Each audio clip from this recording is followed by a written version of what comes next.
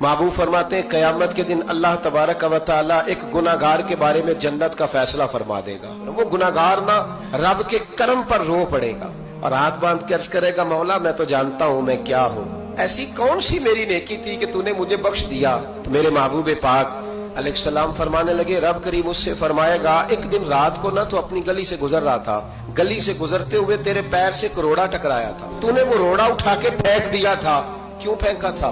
तो नेकी चूंकि उसकी नजर में मामूली थी तो वो भूल चुका। तो कहेगा, या अल्लाह वो वाला रोड़ा मालिक करीम, वो तो मैंने इसलिए उठाया था कि मेरे मोहल्ले में बूढ़े भी रहते हैं, बीमार भी रहते हैं, बच्चे भी रहते हैं, कमजोर भी रहते हैं, इसलिए उठाया था किसी को ठोकर न लग जाए। रब करीम ने फरमाया, तू रात के अंधेरों में रोड़े उठा उठा के मेरे बंदों का ख्याल रखे तो मैं आज कयामत के दिन तेरा ख्याल ना रखूं। फरमाया, उस एक रोड़े के उठाने की बरकत से मैंने तेरे लिए जन्नत का फैसला